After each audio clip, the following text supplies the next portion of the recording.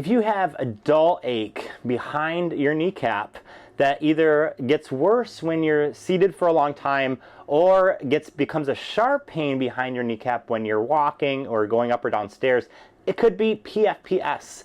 And in this video, I want to teach you 3 exercises that you can do to help balance and strengthen the muscles around your knee to help decrease the pain that's caused by PFPS, or Patellofemoral Pain Syndrome. So go ahead and stick with me.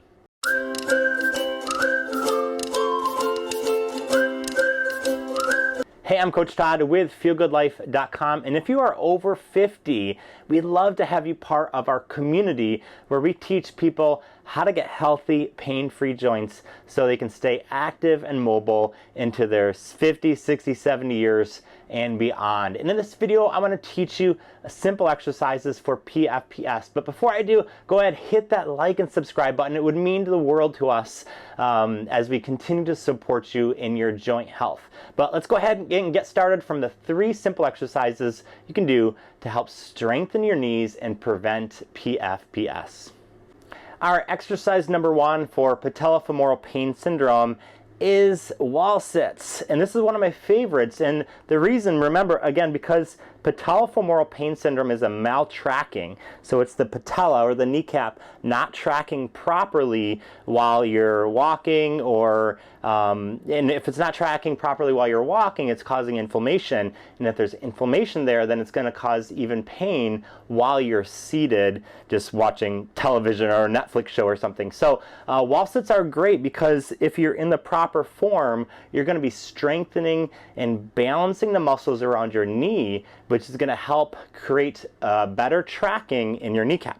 So go ahead and get by a wall. This is the edge of our slide out. We travel around full time in an RV with our 4 little kids. So I got to make use of what I have. But hopefully you've got a free wall someplace that's flat. This is a corner, so I wouldn't do this all the time. But for demonstration purposes, it's fine. So you want to place your back just like this against the wall. And then slowly, my feet are about a foot away from the wall. My heels are about a foot away from the wall. We can bring your one arm back just to gently rest up against the wall. And now slowly drop yourself down. And you don't need your knees to go to 90-degree angle. It could be at a 45. You know, my knees are about, like this. It doesn't need to be super far. You want to go until you find it's challenging, right? And so here's the critical part when you're doing a wall sit, especially if you're using it to help stop Patellofemoral Pain Syndrome, is you want your knees, your hips, and your ankles all aligned. Even your toes you want aligned. So some people might have their knees pointed outwards. Sometimes you might have your knees pointed inwards. You don't want to do that. So again, you're creating balanced strength while you're in the wall sit. So go ahead and you can drop down slower. If you feel a little bit of pain, you can bring your feet out further. So maybe your knees are too far over, and so you can adjust your heel position, but you should feel the pressure in your quads or your thighs. And if you push against the inner part, they should be tight. If you push against the outer part, more on the IT band, it should be tight as well. So I feel all my quads engaging to keep me upright. Now if I want to have it more challenging, I can drop it down a little bit. So my weight is in my heels and more kind of on the outer and middle portion of my feet. So it's not on the inner portion where my knees are pointed inward. It's more kind of on the middle and heel, and it can kind of feel like I'm driving my knees outward a little bit, but they're not pointed out. It's more of a pressure thing.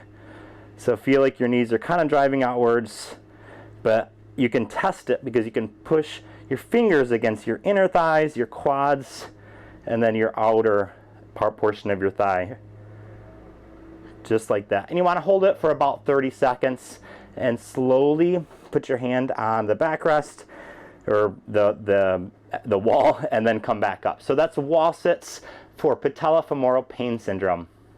All right, next exercise is seated leg lift. So you can sit against either a chair or on the edge of your bed. You want your knee not resting too far, you know, not essentially on the bed. You want it off. So really the thigh is on your bed, the knee is off of the bed.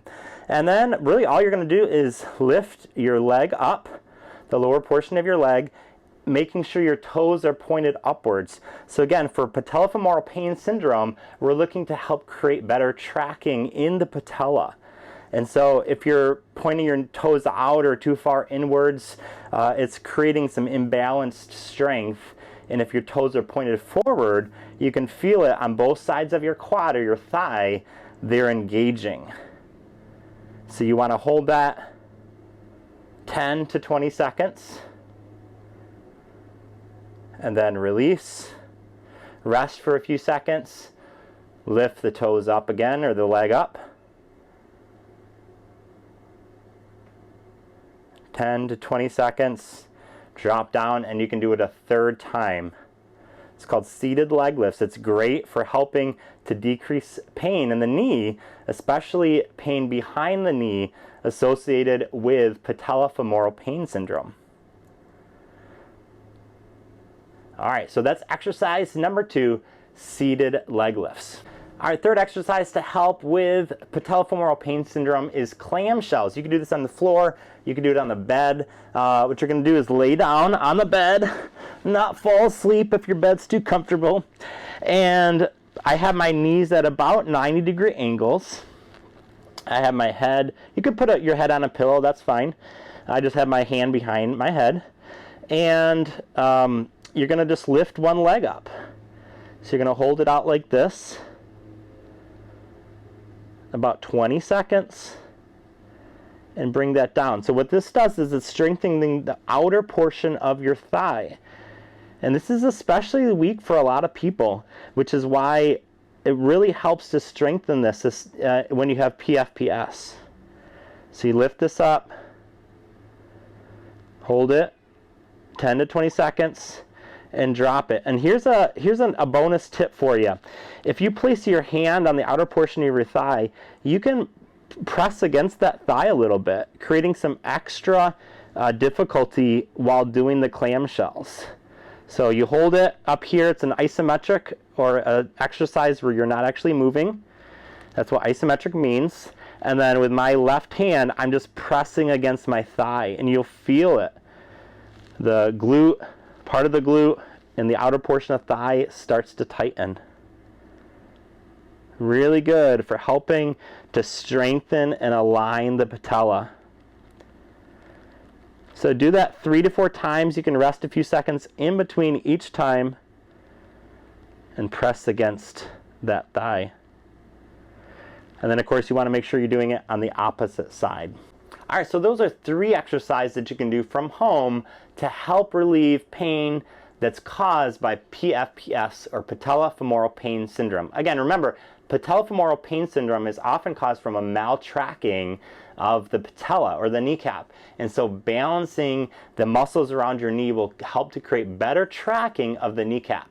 So you can do those exercises every day if you want. You might take a day or 2 off once or twice a week. But follow those directions, help to create better strength. Be patient with yourself as you improve your joint health. So I'm Coach Todd with feelgoodlife.com. Again, reminder, hit that like and subscribe button. Leave a comment. I'd love to hear from you and how you're doing in your joint health, or even if you have any questions in regards to those 3 exercises. So thanks so much. Coach Todd signing off, and I'll see you guys in the next video.